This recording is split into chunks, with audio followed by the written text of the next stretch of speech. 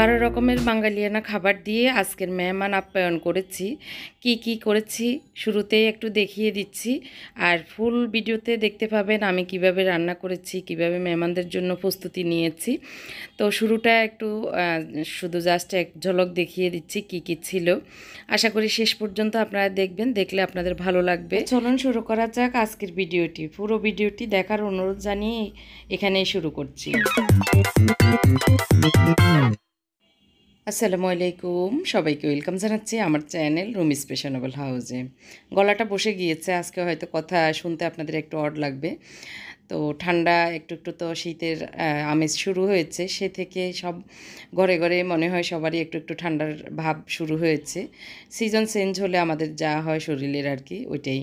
এই ভিডিওগুলি হচ্ছে গত শুক্রবারের। তো গত শুক্রবার সকাল থেকে আপনারা দেখেছেন আমি তো ভিডিওটি শুরু করেছি 7:30টায়। আমার যে কাজের মেয়েটা আসে, ও আসার পর থেকেই শুরু হয়েছে। পুডিংটা বানিয়ে কিভাবে করেছি সেটা তো দেখেছেন। এখন আমি ওই যে বক্সটার ঢাকনা নাই, তো ঢাকনা ছাড়া তো পুডিং করা যায় না, এর জন্য র্যাপিং পেপার দিয়ে একটু মুড়ে তারপরে পানিতে দিয়ে দিব।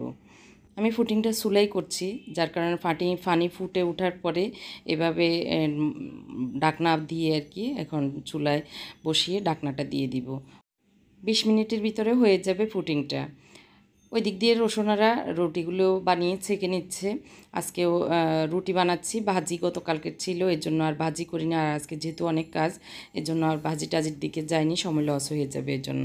তো আমি আমার কাজগুলি করছি। দুপুরের জন্য পোলাওর চাউল 3 পট, এই পটগুলি হচ্ছে কনডেন্স মিল্কের পট। 3 পট পোলাওর চাউল আর 3 পট ভাতের চাউল মেপে রেখেছি। ও আমাকে সব জিনিসগুলি ধুয়ে টুয়ে দিবে, আর আমি রান্না করব ফটাফট। এদিক দিয়ে গতকালকে বিকেলে এই জিনিসগুলি ধুয়ে ক্লিন করে ফ্রিজে রেখেছিলাম, ওগুলি বের করে নিয়েছি আর আমরা নাস্তা করে নিয়েছি। আমার শাশুড়ি তো খুব আস্তে আস্তে খায়। গতকালকের ভাজি ছিল সেটা, ডিম, আর এই তো আমরা খেয়ে চা খেয়ে শরীরে শক্তি করে আবারও রান্নাঘরে চলে এসেছি। তো এখানে আমি প্রথমে রোস্টের যে লেগ পিসগুলি আছে সেগুলি হালকা বেজে নিব, এর জন্য লবণ দিয়ে মেখে আগুনে মানে ভালো করে একটু বেজে নিব। ভালো করে না, একবারে হালকা জাস্ট এপিট ওপিট একটু লাল ভাব চলে গেলেই নামিয়ে নিব। তো আমি ধাপে ধাপে মানে প্রত্যেকটা জিনিস মাথায় সেট আপ করে নিয়েছি কোনটার পর কোনটা হবে, তো সেজন্যই বসিয়ে দিচ্ছি। ভাতটা রান্না করে নিচ্ছি। মানে এক পাশে আমি বলতেছি মানে চুলা যেন খালি না থাকে, আমাকে 11টার ভিতরে সব রান্না রেডি শেষ করতে হবে। তো আজকে রান্নার প্ল্যান ছিল আর কি গরু গোশত, হাঁসের গোশত, রোস্ট, তারপরে রূপসাদা মাছ ভাজি, আর একটা নদীর মাছ এনেছিল, সাগরের না সমুদ্রের আল্লাহ জানে, ওই মাছটা ভুনা, তারপরে হচ্ছে পোলাও, আর ভাত তো আছেই। তারপরে হচ্ছে একটা ফুডিং বানাচ্ছি, কেক বানিয়েছি গতকালকে রাতে, সেটা তো দেখেছেন গত ব্লগে। আর 2 রকমের ভর্তা করব, একটা হচ্ছে বরবটি দিয়ে আলু দিয়ে শুটকি দিয়ে, আর একটা হচ্ছে টমেটো ভর্তা। তো এই রান্নার প্ল্যান, তো ধীরে ধীরে আমি সবগুলো এগিয়ে নিব। কিছুটা গরু গোশত এবং হাঁসের গোশতটা গতকালকে রাতেই কষিয়ে ঠান্ডা হয়ে যাওয়ার পরে রাতে ফ্রিজে রেখে নর্মাল ফ্রিজে রেখে দিয়েছি। এখন বের করে নিয়েছি, একটু নর্মাল হতে থাকুক, আর এই দিক দিয়ে আমি অন্যান্য কাজগুলি করে নিই। মাছগুলিকেও ধুয়ে রেখেছিলাম, তো এখন আবার একটু ভালো করে ধুয়ে হলুদ মরিচ লবণ দিয়ে মেখে তারপরে ভাজি করে নিব আর কি।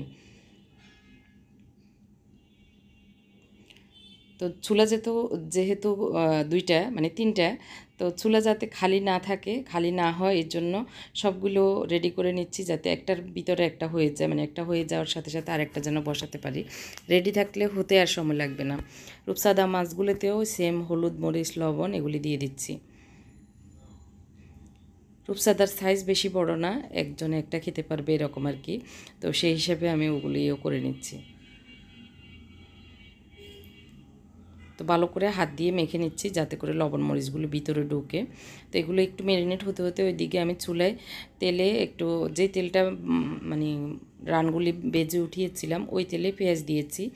তো ওই পেঁয়াজগুলি একটু ভালো করে ভাজা হয়েছে, আদা রসুন পেস্ট দিয়ে দিচ্ছি। এখানে আজকে আমার টক দই ছিল না, এই জন্য পুরো রান্নাটাই দুধ দিয়ে রান্না করব। দুধের সাথে দিয়েছি একটুখানি ভিনেগার, আর ভিনেগার না থাকলে লেবুর রস দিলেও হতো। আর রাঁধুনি বিরিয়ানি রোস্ট মশলা দিয়েছি অর্ধেক পরিমাণে, 1 প্যাকেটের অর্ধেক আর কি। পুরোটা দিলে বেশি মশলার মানে ইয়ে হয়ে যাবে, কড়া হয়ে যাবে, এর জন্য পুরোটা দিইনি। একটুখানি লবণ দিয়ে দিচ্ছি, যেহেতু আমি যখন লেগ পিসগুলি ভেজেছিলাম তখনও লবণ দিয়েছি এর জন্য। রোস্ট করার সময় এই সময় একটা টিপস হলো, যখন আপনি টক দই বা দুধ দেন তখন কিন্তু আগুন জোরে দেওয়া যাবে না, তাহলে দুধটা ফেটে যাবে বা দইটা ফেটে যাবে, ছড়া ছড়া থাকবে, মানে দেখতে ভালো লাগবে না। এর জন্য চুলা অফ করে বা একদম ডিমে আঁচে রেখে তারপরে কিছুক্ষণ 1-2 মিনিট থাকার পরে তারপর আগুনটা বাড়িয়ে ফুটিয়ে তারপর রোস্টের যে লেগ পিসগুলি ছিল সেগুলি আমি দিয়েছি। তো ওটা হতে থাকুক, এই দিক দিয়ে আমি মাছ ভাজিগুলি করে নিচ্ছি। আর মাঝখানের চুলা হচ্ছে ওই যে বরবটি আর আলু সেদ্ধতে বসিয়েছি ভর্তার জন্য। ওই চুলা এখন ইদানিং একটু আগুন কম লাগে, এর জন্য ভাবলাম যে কম আগুনে এটা হতে থাকুক। তো এক পদের মাছ ভাজা হয়েছে, আরেক পদ শুরু করেছি। আর এগুলো হচ্ছে কোয়েল পাখির গোশত, আমার হাজব্যান্ড শখ করে এনেছে। আমি বললাম যে হ্যাঁ, আমি কখনো রান্না করিনি, পাখির গোশত আনার দরকার নেই, কেমন হয় না কেমন হয়। উনি ওনার মন চেয়েছে মনে হয়, এই জন্য 4 পিস এনেছে। তো ওগুলি কুটে ধুয়ে রেখেছি। তো এখন ওই যে আলুগুলি সিদ্ধ হওয়ার পরে এখন দিয়ে ওই চুলায় আর কি পাখির গোশতগুলোও বসিয়ে দিচ্ছি। আর এর ভিতরে রোস্টের গোশতটা হয়ে আসছে, আর বেশিক্ষণ আমি আর পানি দিইনি, মানে গায়ে থেকে যে পানি বেরিয়েছে ওই পানি দিয়ে রান্নাটা করেছি। লাস্টে একটু পেঁয়াজ বেরেস্তা, টমেটো সস আর একটু গোলাপ জল দিয়ে নামিয়ে নিব। আর এখানে যদি টমেটো সস না দিতাম তাহলে আমি একটু চিনি দিতাম। তো সস দিয়ে যেহেতু দিয়েছি ওটাতে মিষ্টি আছে, এর জন্য আর মিষ্টির দরকার হবে না। না হয় একটু চিনি দিয়ে ব্যালেন্স করার দরকার হয় আর কি। আর একটু ঘন হলেই চুলা থেকে নামিয়ে নেব।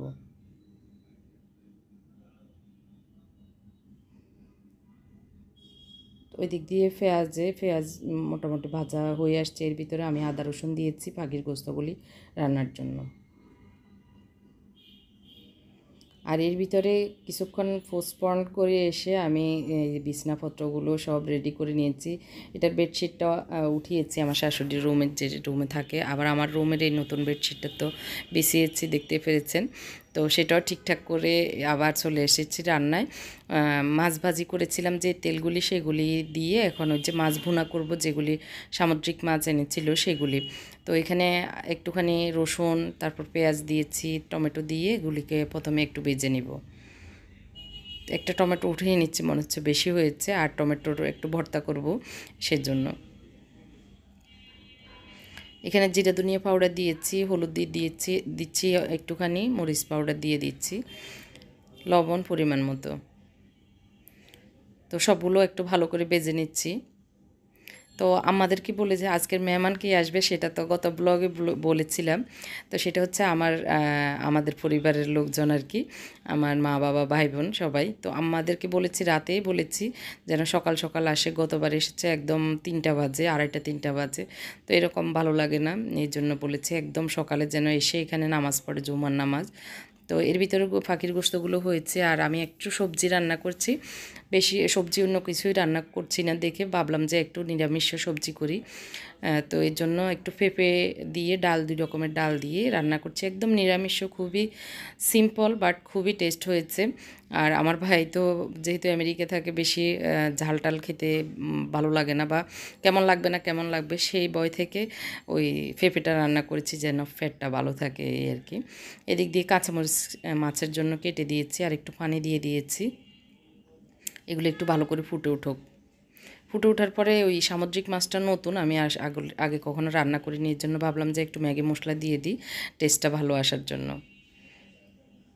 তো মাছগুলি ভেজে রেখেছিলাম, এখন দিয়ে দিচ্ছি। এগুলি দিয়ে বেশি একটা নাড়াচাড়া করব না, না হয় ভেঙে যাবে। মনে হচ্ছে খুবই নরম প্রকৃতির মাছ, কাটা নাই এলা আর কি বেশি। তো আমি উল্টিয়ে মানে জাস্ট একটু ফাঁক করে দিচ্ছি যেন নিচের ঝোলগুলো গায়ে লাগে, এটা আর কি। তো প্রথমে আমি উপরে একটু পেঁয়াজ বেরেস্তা, তারপর ধনিয়া ছিটিয়ে দিব, পরে আবার একটা উল্টা নিয়ে এগুলির পরে উল্টাবো, তখন নিচেও আবার সেম প্রসেসটা ফলো করব আর কি। মুড়ি গোস্তটা একদম শুকিয়ে গেছে, হয়ে গেছে, আমি নামিয়ে নিচ্ছি। আর এদিক দিয়ে যে পেঁপে ডাল রান্না করেছি সেটাও হয়ে গেছে, ধনিয়া পাতা দিয়ে ওটাও নামিয়ে নিচ্ছি। আর এদিক দিয়ে আমি রোস্ট, তারপরে ওই যে রূপসাদা মাছ সেগুলি রেডি করে নিয়েছি। রোস্টটা মানে বাটিতে বেড়ে নিয়েছি, হয়েই তো গেছিলো ওই সময়। আর এই তো মাছটা হয়ে যাওয়ার পরে বাটিতে বেড়ে নিচ্ছি। তো আমার যে রসুনারা মেয়েটা আছে ও 10টা পর্যন্ত ছিল, 7:30টায় এসে। তো 10টার ভিতরে আমার এই যে পাতিল টাতিল যা ছিল সবই আমি রান্না করছি আর ওকে অবসর করে দিচ্ছি, ও রান্না মানে ধুয়ে দিচ্ছে। তো যার কারণে আমার অনেকটাই হেল্প হয়েছে, আর কোনো কিছু দোয়া পাটলা ছিল না। তো এর ভিতরে আবার পোলাওটা বসিয়ে দিচ্ছি, পেঁয়াজ এলাচ দারচিনি দিয়েছি। আর এই যে চাউলগুলো তো আগেই ধুয়ে রেখেছে, ভাত হয়েছে এর ভিতরে। তো পোলাওটা হয়ে গেলে মোটামুটি রান্না শেষ। পাশের চুলায় আমি ওই যে গতকালকে হাঁস কষিয়ে রেখেছিলাম সেগুলি বসিয়ে দিয়েছি। এগুলি তো এখন ফাইনাল রান্না হয়ে যাবে। তো এখন ওই যে ঢাকনা লাগিয়ে লক করে দিব। 2টা হুইসেল আসার পরে নামিয়ে নেব। লবণটা একটু চেক করেছি, লবণ কম হয়েছে মনে হয়েছে, এই জন্য আর একটু লবণ দিয়েছি। আর সব কিছু পারফেক্ট ছিল। তো এগুলি হয়ে যাওয়ার পরে এই প্রেশার কুকারটাই মাঝারি সাইজ, তো এই জন্য এটাতে আমি আবার গরুর গোস্তগুলো দিব। তো ওগুলি নামিয়ে নিব। তো গরুর গোস্ত ওই যে নামিয়ে রেখেছি। আর এখানে ধুয়ে ধুয়ে যে প্লেট বাটিগুলো, আমি প্লেটটাও সেট আপ করে নিয়েছি। ওই যে যখন বেডশিট টেডশিট চেঞ্জ করে আমার আবার যে আমি নামে এটা দুইজনকে ভাগ করে কাজ দিয়েছি, তো দুজনেই এসেছে। তো এখন হচ্ছে 11:30 বাজে, দেখতে পেরেছেন। এর ভিতরে মেহমান চলে আসবে আর আমারও কাজ শেষ। আমার শাশুড়িকে একটা মিষ্টি দিয়েছি খাওয়ার জন্য, উনি কিছুক্ষণ পরপরতে ওনাকে একটু একটু খাবার দিতে হয়। তো এদিক দিয়ে আমার পোলাওটাও হচ্ছে। আর ওই যে ভর্তার জন্য একটু শুটকি ভেজে নিচ্ছি। আর টমেটোটা এই ফ্রাই প্যানে মানে ভাজার জন্য দিয়ে দিবে, একদম ফোড়া ফোড়া করে ভেজে তারপর ভর্তাটা করব। তো হাঁসের গোস্তটা আমি এখন বেডে নিব। আর একটু চুলায় বসিয়ে দিয়েছি যাতে নিচে গরম হয় আর কি, এখনও ঠান্ডা, বরফ জমে আছে। নর্মাল ফ্রিজে রাখলেও বরফ হয়ে মানে ঠান্ডা হয়ে গেছে। পোলাওটা হয়ে গেছে, এর জন্য একটু পেঁয়াজ বেরেস্তা দিয়ে ডেকোরেশন করে এটাও রেখে দিচ্ছি। এই যে হাঁসের গোস্তগুলো নামিয়ে এভাবে পাতিল সহ সার্ভ করব, সিরামিকের পাতিল, তো এর জন্য এটাতে রেখেছি আর কি। একটু উপরে পেঁয়াজ বেরেস্তা দিয়ে দিচ্ছি, একটু ডেকোরেশনের জন্য একটু ধনিয়া পাতা দিয়ে দিয়েছি।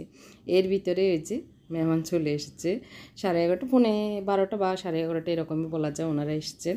বুড়ারা আর হচ্ছে ছোটরা এক গাড়ি এসেছেন, আর এখনও মেন লোকেরা আছে বাকি আসা। তো আমার ভাই তো আমেরিকা ফ্যামিলি সহই থাকে, আসা যাওয়ার মধ্যেই থাকে আর কি, আমাদের দেশে আসে আবার যায়।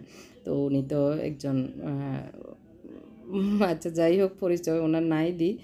তো যাই হোক, গরু গোস্তগুলো বসিয়ে আমার কাজ শেষ। আমি একটু একজন আমার ভিউয়ার্স ভেবেছিলেন এটা কাঁথা, এটা কাঁথা না, এটা হচ্ছে ম্যাট খাটের উপরে। তো সেটা একটু দেখিয়ে দিয়েছে, আমার মনে হয়েছে এটা একটু দেখিয়ে দিই। আর এই তো এইভাবে গুছিয়ে নিচ্ছি। তো আমি এখন গোসল করে নিব, রান্নাবান্না শেষ, পুরো ঘর গুছিয়ে সকালে নিয়েছি। আর এখন গোসল করার পরে ওই যে আমাদের ছোটো মনিটা এসছে, নোমায়েরকে একটা কেক দিচ্ছি আর বলতেছি তোমার মুনতাসির ভাইয়া বানিয়েছে খাও। তো নিয়েছে লজ্জা পেয়ে পেয়ে আর কি। যাই হোক, আমি মিষ্টি আইটেমগুলো একটু সেট আপ করে নিচ্ছি। তো এগুলি সেট আপ করার পরেই মোটামুটি মানে আমাদের কাজ শেষ। আম্মা বাবাকে একটু সাধতেছি খাওয়ার জন্য, ওনারা বলতেছেন নাস্তা করে এসেছে, খাবে না। তো এই 3 লেয়ারের স্ট্যান্ড কী যেন বলে এটাকে, সার্ভিং ডিশ, যাই হোক, ওটাতে একটু কাপ কেকগুলি দিয়ে দিয়েছি। আর টেবিলে তো আমি প্লেটগুলি ম্যাটের ধুয়ে আর কি, ধুয়ে ম্যাটে উপুট করে রেখে দিয়েছি। ওই যে রোশনারা তারপরে আমিনা যখন এসেছিলো, দুজনকে দিয়ে একসাথে আমি সহ মানে সব কাজ সেরে নিয়েছিলাম 10টার ভিতরে আর কি। তো ওরা দুজন চলে গিয়েছে, আমিনা একটু আগে গিয়েছে, ও আসছিল 9:30টায়। তো 2 ঘন্টার ভিতরে ওর কাজও শেষ হয়েছে। তো যাই হোক, ওই যে ব্রাউনিটা মুনতাসির বানিয়েছে সেটা এখন সার্ভ করে নিচ্ছি। খুবই মজা হয়েছিল, একদম মুড়মুড়ে, খেতে খুবই টেস্ট ছিল ব্রাউনিটা। তো এখনও গোসল করতে গিয়ে আবার চলে আসছি, ভাবলাম যে এগুলো একটু করে রেখে যাই, তাহলে মানে আমার ভালো লাগবে, মন ঠান্ডা থাকবে আর কি, যে না কাজটা শেষ হলো এই আর কি। তো আর ওই যে গতকালকে দেখেছেন ফুডিংটা কীভাবে বানিয়েছি, তো সেটা এখন ঢেলে নিব। তার আগে আম্মাকে জোর করে একটা কেক দিয়েছি, আম্মাকে বললাম যে খান, একটু খেয়ে দেখেন, আমাদের মুনতাসির বানিয়েছে এই আর কি। এই যে সেট আপটা এভাবে করে রেখেছি। টেবিলটা আর কি। তো এখনও যে মেন আমার ভাইয়ের বউ ভাইরা আসেনি, ভাই বোন সবাই এখনও আছে, আসা বাকি। তো আজকের ভিডিওর কোনো একটা অংশ যদি আপনার ভালো লেগে যায় অবশ্যই একটি লাইক দিয়ে যাবেন, কেমন লেগেছে কমেন্ট করে জানাতে কিন্তু ভুলবেন না। আর আপনার যদি বেশি ভালো লাগে অবশ্যই আপনার ফ্যামিলি এবং ফ্রেন্ডের সাথে শেয়ার করতেও ভুলবেন না। এই যে পুডিংটা দারুণ হয়েছিল, তবে মিষ্টিটা একটু বেশি হয়েছে তুলনামূলক আমাদের কাছে মনে হয়েছে, আর একটু মিষ্টি কম দেওয়া উচিত ছিল। যাই হোক, এই যে এগুলি রেডি করে তারপরে আমি এখন গোসলে যাব। পারিয়ে এসছে, পারিয়াকে বললাম তুমি দেখিও, ও এসে আমাকে হেল্প করা শুরু করে দিয়েছে। আমার বোনের মেয়েরা, আমার বাসুরের মেয়েরা যখনই আসে ওরাও আমার সাথে হাতে হাত ধরে টুকটাক করা শুরু করে আর কি। মোত্তাকির বেডশিটটাও চেঞ্জ করে দিয়েছিলাম, তো ওর বেডশিটটা এখন ফ্লাওয়ারের একটা বেডশিট দিয়েছি। এর ভিতরে আমার ভাইরাও চলে এসেছে, এই যে যা যা এনেছে, আর পুটিংটা কেটে এভাবে রেখেছি। তো আরেক ঝলক একটু দেখিয়ে দিচ্ছি। এর ভিতরে আমি গোসলও সেরে এসেছি। আমার শাশুড়িকে একদম গোসল টোসল করে মাথাটা আঁচড়িয়ে সুন্দর করে সাজিয়ে গুছিয়ে দিয়েছি। তো ওনাকে এগুলো করতে গিয়ে আমার বাইরে ঢুকছে যে আমি একটু দেখতেও পারিনি। যাই হোক, তো সব এখন মানে ওনারা আসার পরে কিছুক্ষণ পরে জুমার নামাজ যেতে হবে, তো এই জন্য জুমার নামাজে চলে যাবে। পাখির গোস্তগুলো দারুণ হয়েছিল আলহামদুলিল্লাহ সব কিছুই। তো অল্প সময়ে আমি ঝটফট রান্নাটা করে নেওয়াতে আমি এখন বসে বসে গল্প করতে পারতেছি। এই যে এদিক দিয়ে আমার বোন, তারপর পারিয়ে বোনের মেয়ে আর কি, ও সব গল্প গুজব করছি। আর বাবা ভাইয়েরা সবাই মসজিদে চলে গেছে, তো ভাবলাম যে এর ভিতরে আমরা টেবিলটা গুছিয়ে নিই। তো সবাই আসা শুরু করে দিয়েছে। তো এসে নামাজ থেকে এসে আর কি ওনারা বললো আর একটু পরে খাবে, তো আমরা তারপরে রেডি করে একটু ভিডিও করা এগুলি সেরে নিচ্ছি নিরিবিলি। তো আমরা তো দুই বোন, তো দুলাভাই তো হার্টের একটু প্রবলেম আছে, অপারেশন হয়েছে, তো উনিও অনেক দিন পরে এসেছে। তো এই জন্য আমার বাসাটাও আর দেখেনি, এই জন্য উনিও দেখতেছে আর কি।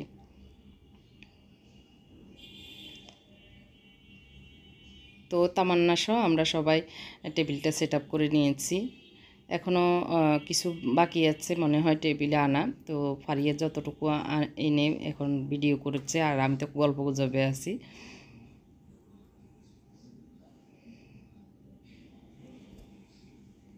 তামান্না সবাইকে বেডে দিচ্ছে, আমি বললাম যে তুমি বেডে দাও যে যেটা খাবে। আর এদিক দিয়ে আমাদের বাসার মাছই তো আর গেল না, এখন আরেকটা পদ্ধতি শুনেছি মাছের জন্য, সেটা একটু অ্যাপ্লাই করব, তারপরে দেখা যাক মাছির যায় কি না। আর আমার শাশুড়ির সাথে আমার ভাইয়া কথা বলতেছিল, আর আমার শাশুড়ি চিনতে পারছে আমার ভাইকে, এটা দেখে আমাদেরও ভালো লাগছে, কারণ উনি তো ভুলে যায়। তো এখন দেখতেছি না আমার ভাইকে ভুলে নাই, আর আগে থেকেও খুব স্নেহ করে আমার ভাইদেরকে আর কি আমার শাশুড়ি, আমার বিয়ের পর থেকেই। তো যাই হোক, সবাই এখন বিসমিল্লাহ পড়ে খেতে বসেছে, আর এই তো আমরা দিচ্ছি আর কি। আর আমার ভাই যা যা এনেছে সেটাও নিয়েছি ডেজার্ট হিসাবে, সবাই একটু একটু চেক করবে, খাবে এই আর কি। খাওয়ার পরে আমরা সবাই একটু গল্পতে বসেছি, ভাইয়া আবার চলে যাবে 3টে সাড়ে তিনটায় চলে যাবে, তো এই জন্য একটু জাস্ট কথা বলতেছি এই আর কি। তো কেমন লেগেছে অবশ্যই কমেন্ট করে জানাবেন। আজকের মতো এখানে বিদায় নিচ্ছি, আল্লাহ হাফেজ, আসসালামু আলাইকুম।